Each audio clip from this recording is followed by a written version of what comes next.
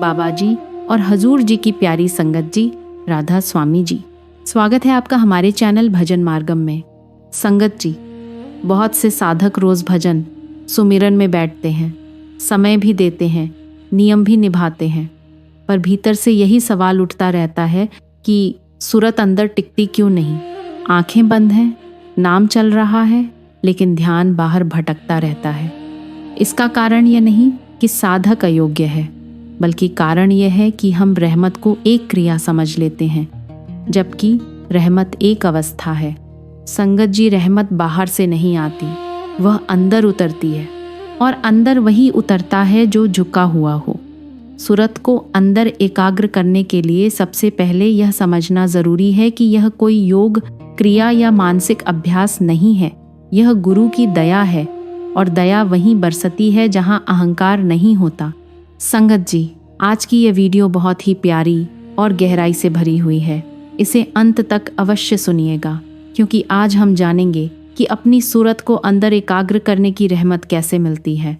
कैसे सतगुरु दया मेहर करके साधक के अंदर के पर्दे खोल देते हैं, उसे वह दिव्य धुन सुनाई देने लगती है, और अंततः साधक का सतगुरु के नूरी स्वरूप से मिलन होता है। संगत जी, आगे बढ़ने से पहले एक निवेदन है।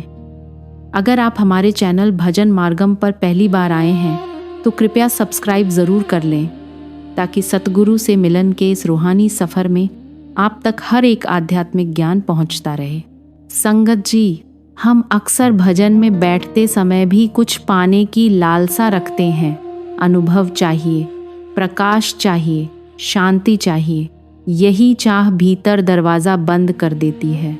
सूरत तब अंदर टिकती है जब साधक खाली होता है, मांगने वाला नहीं होता।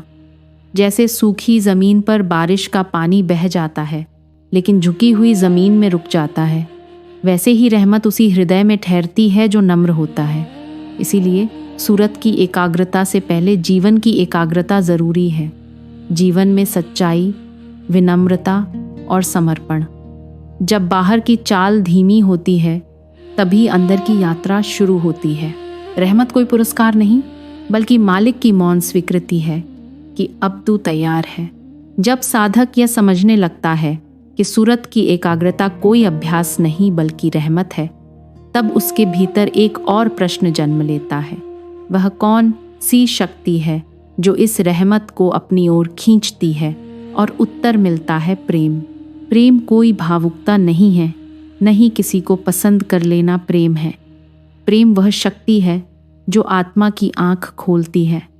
इसलिए कहा गया है कि सत्संगी हो या गैर सत्संगी, बिना प्रेम के दोनों अंधे हैं, क्योंकि बिना प्रेम के भक्ति भी सौदा बन जाती है।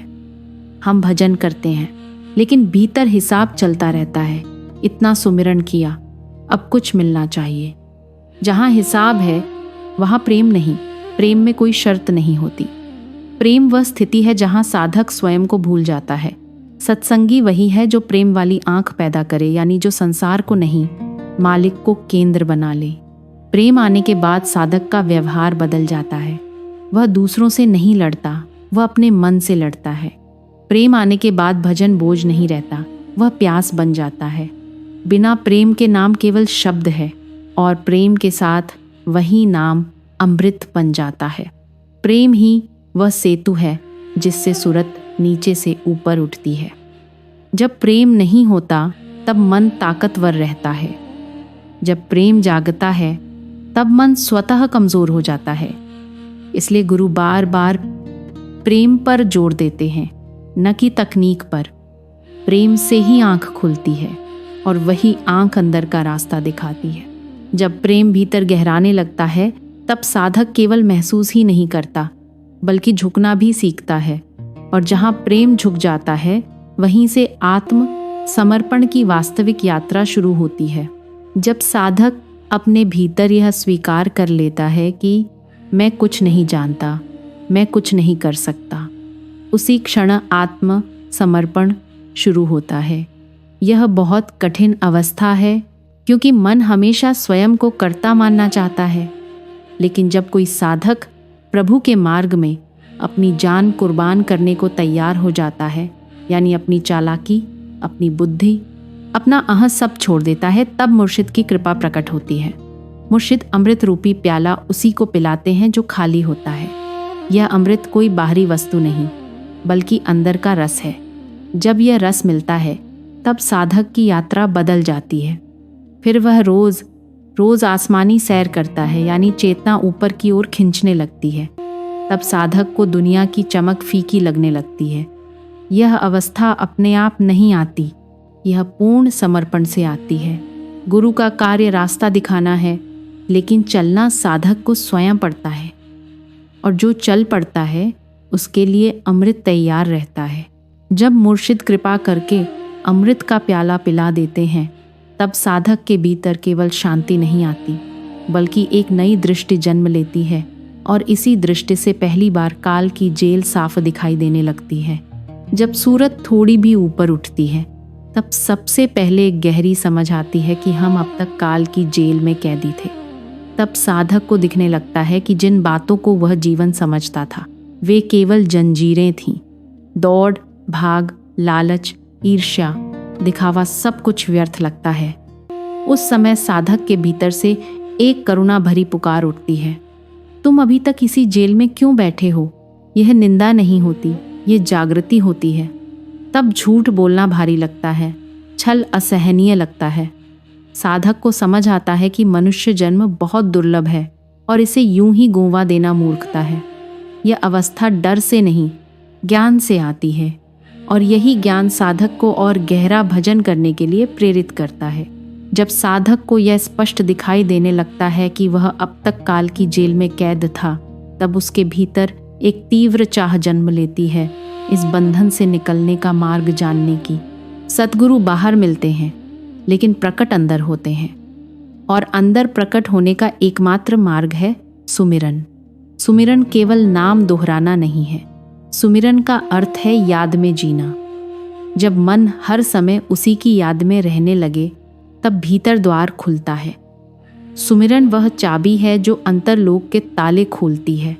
बिना सुमिरन कोई भी साधना फलदायी नहीं होती। सुमिरन से मन धीरे धीरे शांत होता है, और जब मन शांत होता है तब सूरत ऊपर उठती है। इसलिए कहा गया है, अपने मन को हमेशा उसकी याद में लगाकर रखो। यही असली साधना है। जब साधक सुमिरन को अपना मार्ग बना लेता है तब एक सामान्य सा प्रश्न उठता है, क्या इस मार्ग पर चलने के लिए बहुत अधिक समय चाहिए? बहुत से लोग कहते हैं हमारे पास समय नहीं, लेकिन सच ये है कि समय नहीं, लगन नहीं होती। 5 मिनट का सच्चा सुमिरन घंटों की दिखावटी साधना से कहीं अधिक प्रभावशाली होता है। मृत्युलोक में किया गया सच्चे भाव से सुमिरन ऊपर के मंडलों के हजारों वर्षों से श्रेष्ठ है, क्योंकि यहाँ संघर्ष है, और जहाँ संघर्ष है वहाँ मूल्य है। जो भागों वाला होता है वही इस बात को समझता है। वह समय नहीं गिनता, वह भाव देखता है। उसकी साधना में सच्चाई होती है, इसलिए उसकी सूरत अंदर टिकती है। जब साधक ये समझ लेता है कि सुमिरन का प्रभाव समय पर नहीं, लग्न पर निर्भर करता है, तब उसके सामने अगली चुनौती खड़ी होती है। मन को टिकाए कैसे रखा जाए? मन शत्रु नहीं है, वह एक जिद्दी बच्चा है। उसे डांटने से नहीं, समझाने से बात बनती है। जैसे पिता बच्चे को पढ़ने के लिए प्यार से समझाता है, वैसे ही साधक को अपने मन को प्रभु भक्ति में लगाने के लिए रोज समझाना चाहिए। मन को यह विश्वास दिलाना पड़ता है कि असली सुख बाहर नहीं, अंदर है। जो साधक यह कला सीख लेता है वही भाग्यशाली कहलाता है। मन को प्यार से समझाना आवश्यक है, लेकिन साधक को यह भी समझना पड़ता है कि मन केवल प्रेम से नहीं, दृढ़ता से भी वश में आता है। भजन कोई आसान मार्ग नहीं, मन हर पल भटकाने की कोशिश करता है। इसलिए कहा गया है, मन के साथ लड़ाई ही भजन है। मन की चौकीदारी करनी पड़ती है, उसे खाली छोड़ दोगे तो वह बुराई से भर जाएगा। इसलिए मन को हर समय नाम में लगाए रखना जरूरी है। कोई रियायत नहीं, कोई समझौता नहीं। यही साधना की सच्चाई है। जब साधक मन के साथ इस निरंतर संघर्ष को स्वीकार कर लेता है, तब वह यह भी समझने लगता है कि हर जीत और हर हार का असर उसके कर्मों पर पड़ता है। मन के द्वारा किया गया हर कर्म फल देता है।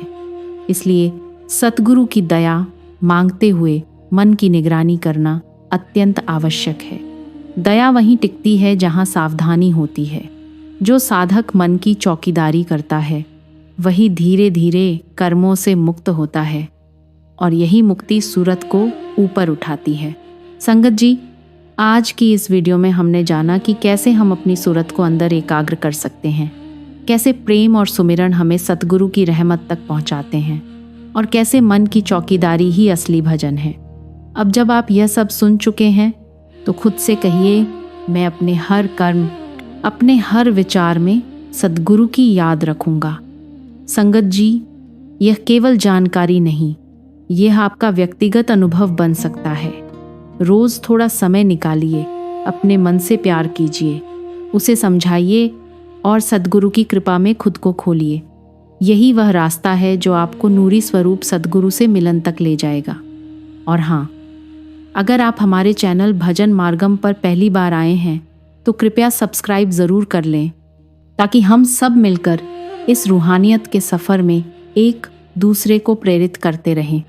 संगत जी, अपने हृदय में यह संदेश उतारिए और हर दिन इसे जीने की कोशिश कीजिए।